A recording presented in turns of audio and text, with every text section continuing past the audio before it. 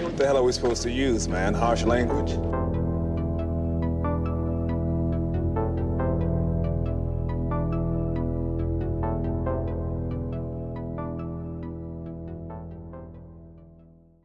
Hello, everybody. Welcome back to another and the final Better Call Saul It's episode over. breakdown. That's it. It's over. Yep.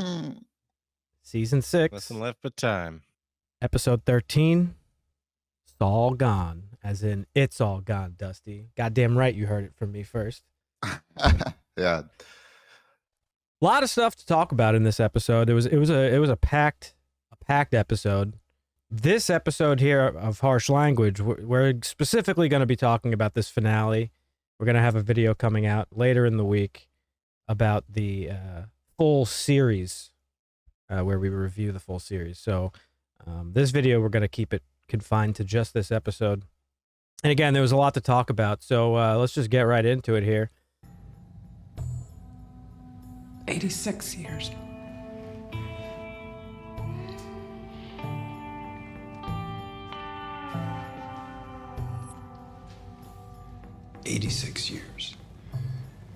We pick up where we left off in the previous episode. Gene, now once again Saul, on the run thanks to his Achilles heel, Marion.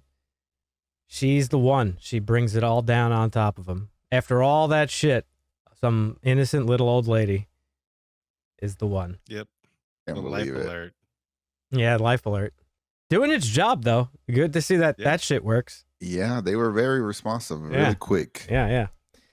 Gene runs his ass out of the fucking house, and he's gathering his diamonds and getting his burner phones, and he takes refuge in a dumpster where knock knock, anybody home? Cops find him.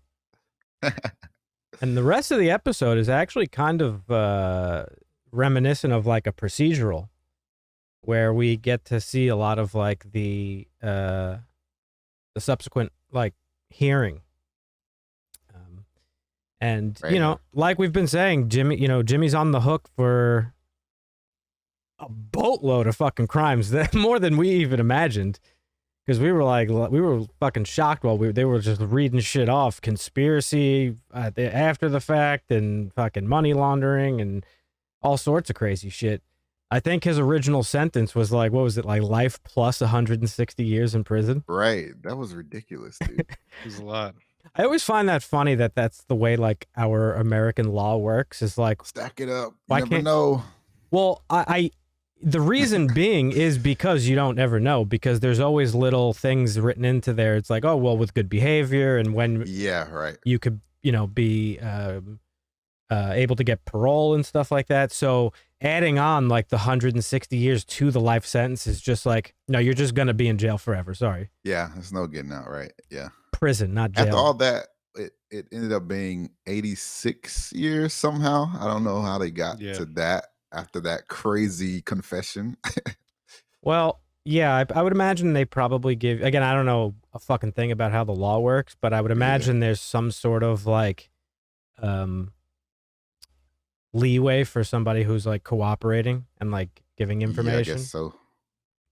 I guess so, yeah. I guess that's There's what happened. sentencing standards, and then there's judicial discretion and Yeah, I guess that's what all happened. kinds of stuff. That's what happens when you live in a society that leans towards punishment over rehabilitation. But that's something for another time that we'll probably never get into here. We didn't get to see much of what he was actually giving them as far as like information wise, because the only extra thing they already had from Howard, from Kim spilling the beans. So I don't know exactly what it is he could have given them, because they already had, like, it seems like a lot of his accounts and stuff like that. So Well, in the initial deliberation, no, what would it be called? That little meeting that they had? I don't even know what that would be called. But in that initial meeting with the feds and, the Yeah. lawyers and all that, he used his Jimmy tactics that Right. that we've come to know and love to reduce his sentence down to like 7 years. 7 years. Yep. Because he pulled out the I'm a victim card. Oh, I met Walter Yeah. White, and he put a gun to my head in front of a grave that was dug for me.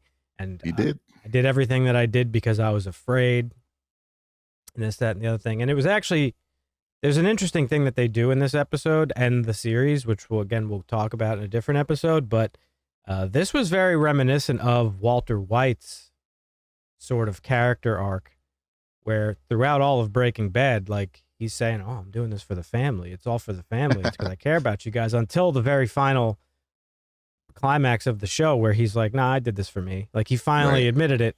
Similar here, Jimmy, he's painting this sob story to sort of get himself out of a jam once again. And it turns out that no, he decided to do the right thing and say, "Nah, I did this for the money. I knew what I was doing the whole time." But he did do it all for Kim, who we see a lot in this episode as well. And if you remember from last episode, Kim cracking under the weight of her guilt about what happened with Howard. She wrote up an affidavit confessing to everything, turning it into the New Mexico district attorney and also Howard's wife. And to the people who got very upset about my misspeaking in our last video, yes, we know. He is her late husband. I said she was his late wife. Thank you for correcting me. I won't let it happen again.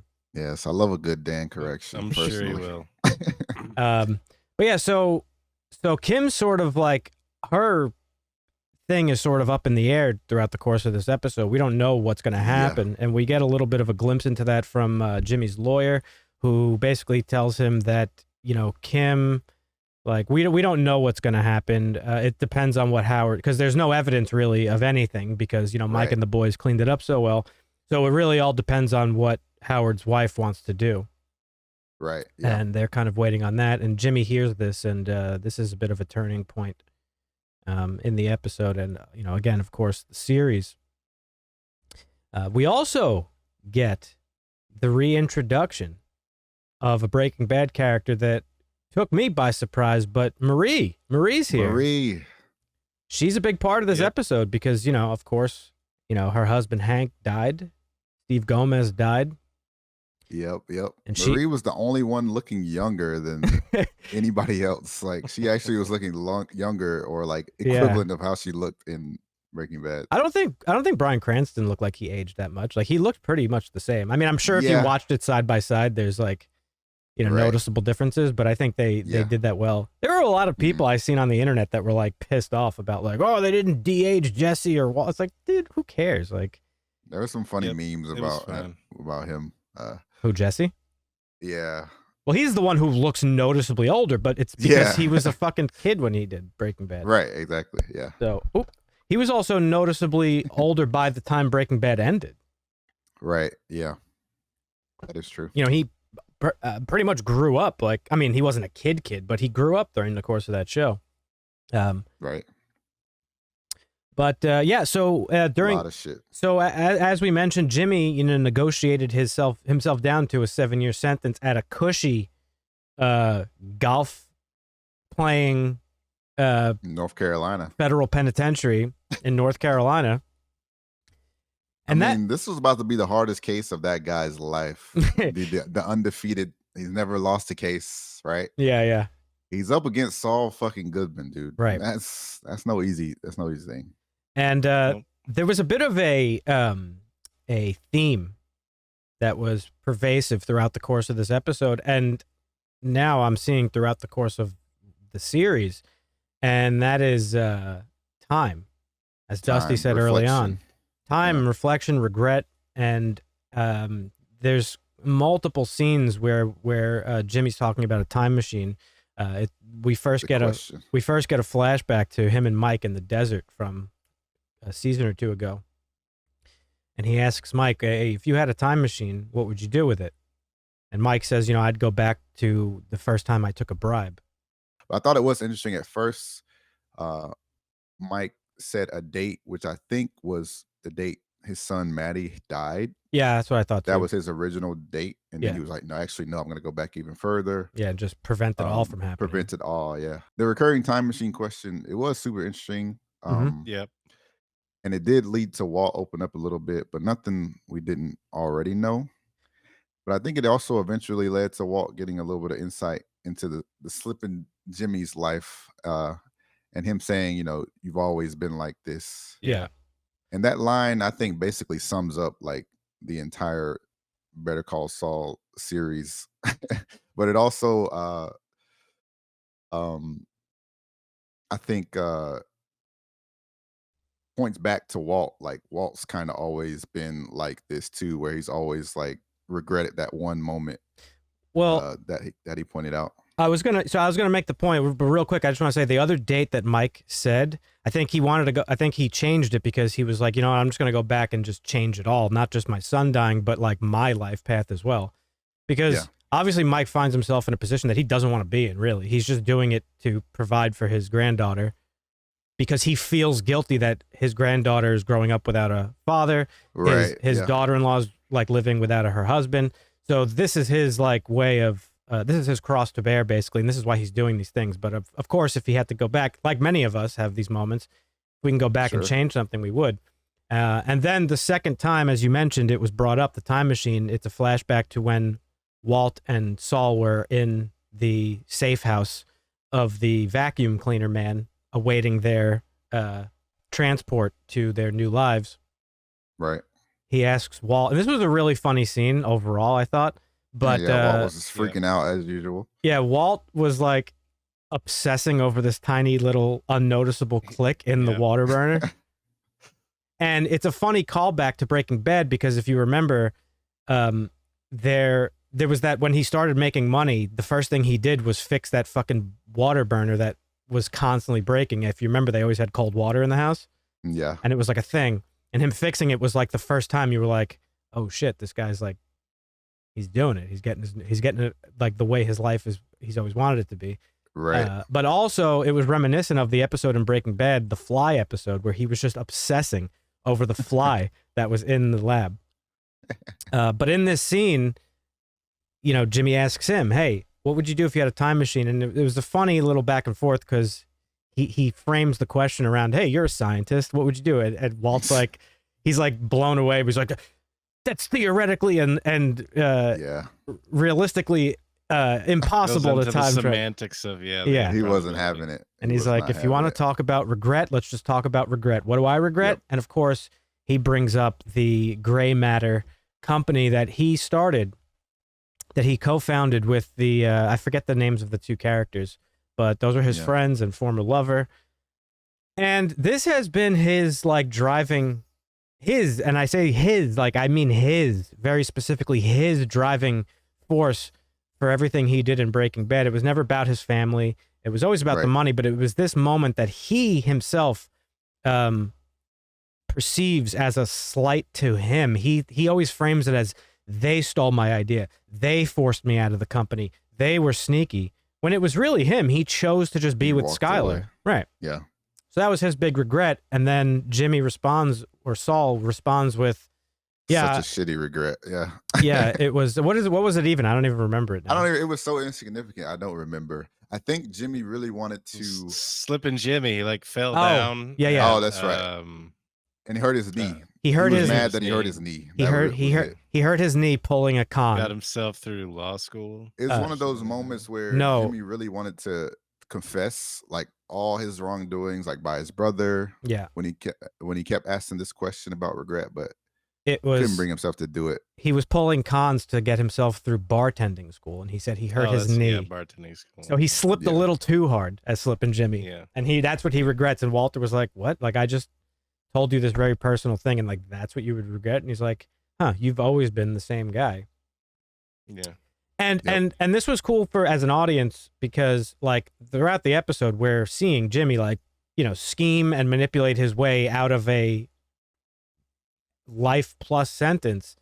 And when he hears about Kim, that she might be in trouble because of the thing with Howard, that's when it becomes evident that and this is something we said a few episodes ago, that Saul and Jimmy are two very different personas. Saul is the answer to all the things that Jimmy felt like he couldn't do in his life or being slighted.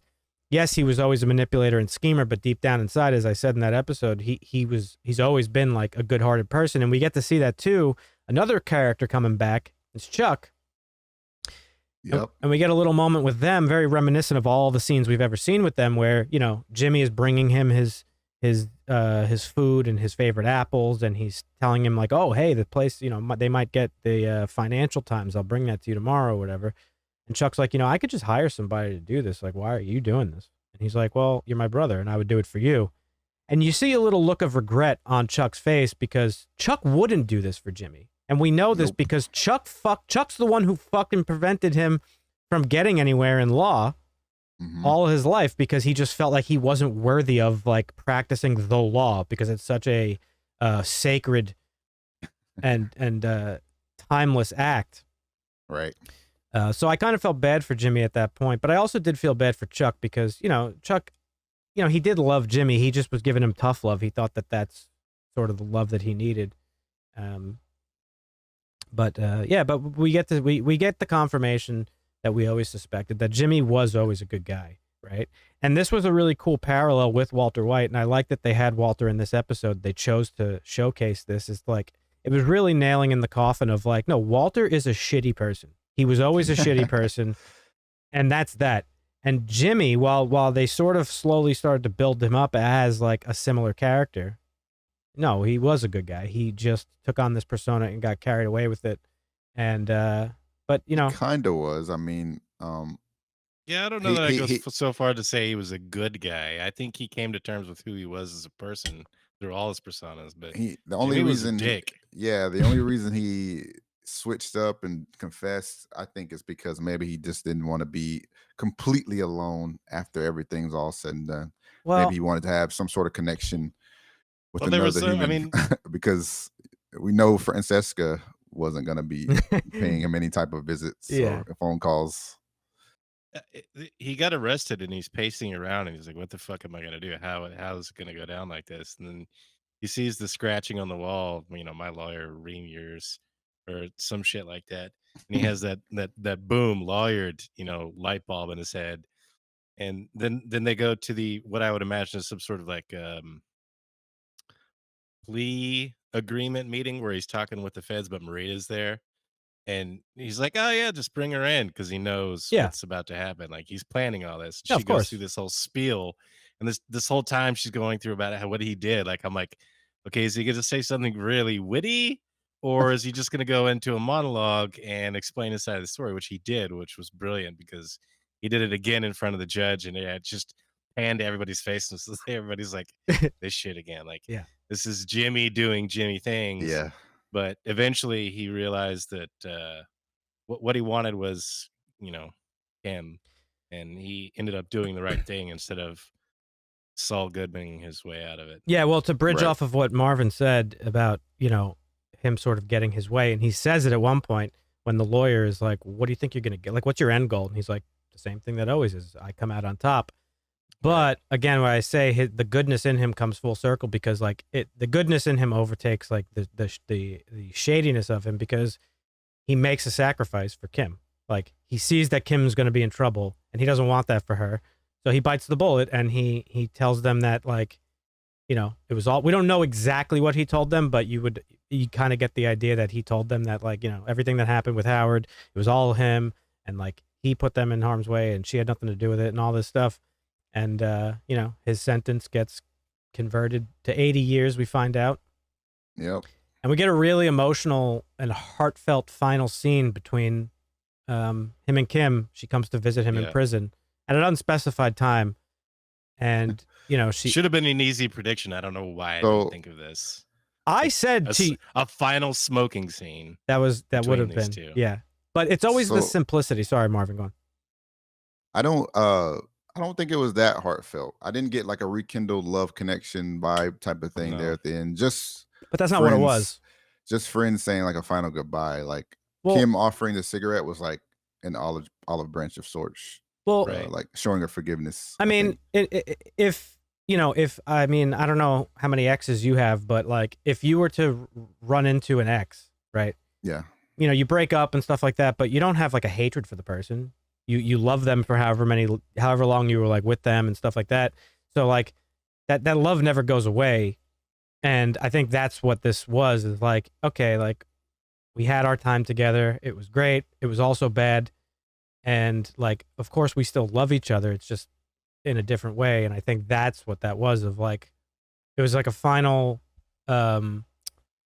reconciliation of sorts, where she recognized the sacrifice that he made for her, and he recognizes the sacrifice that she made for him. And the sacrifice was that, like, she let go of all whatever she was holding on to come see him, maybe for the final time, and share a cigarette with him like they did so many times back at HHM.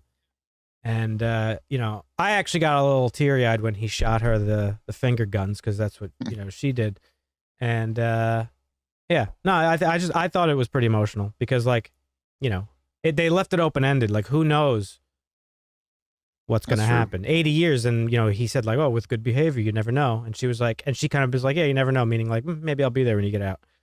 Right. So I thought it was a nice little final scene. And then it was nice. I just thought it was more just like kind of just like friends saying goodbye. That's what I got from it. Yeah. No, for sure. Yeah, it was a for old time's sakes sort of scene, like acknowledgement of, everything they'd been through and where they are now. It was that Casablanca scene. We'll always have Paris, right? Like, we're not what we were, but, that's that. And then, again, off this final scene, as Kim's walking out, leaving the prison, she sees him in the prison yard, and they kind of just, exchange looks, and that's it. Episode over. Walk away, fade to black. Show I think over. it's cool that because he was like a representative of the underground, he's basically good. Like, he's good inside. He's not gonna like have a shitty time inside. Yeah, because he's known. He's known as the guy that stood up for criminals. Yeah, we should talk about that. There was that moment on the bus, the transport bus to the penitentiary, where like everybody on the bus, all the criminals, they're starting to notice him, and they're like, "Hey, you're Saul Goodman. You're Saul Goodman," and a chant starts, "Better Call Saul. Better Call Saul." And it was actually a cool moment, because like, again, going back to that idea of like him not really being like a full-on bad guy, he helped criminals, and yes, one would say like, oh, these people they're the scum of the earth. They're the dregs of society. They don't deserve representation. But one of the things that, I believe quite vehemently, and one of the things that Chuck always stood for is that, and Chuck says it in this episode, in their scene together, no matter what, like, they deserve the full, what does he say? Like the full effort of the law, or full power of the law, or whatever. Mm-hmm. And that's true. It's like, it doesn't matter what you've done. You still deserve a fair representation and fair trial. Mm-hmm. And despite Jimmy like representing these guys, and you would assume getting them out of their jams, like with his wit and his scheming, he was still giving these criminals that representation that everybody deserves. And I like that, because it did go full circle to what Chuck ultimately wanted for Jimmy. He wanted Jimmy to be a good lawyer, to work within the book of the law, like to the T. And he didn't like the fact that Jimmy beat around the bush and like kind of had his own the color outside the line. Yes. Yeah. So while Jimmy had his own way of doing things, ultimately he still was practicing law the way you're supposed to. Yeah. So, it was a really good bringing it all back home episode.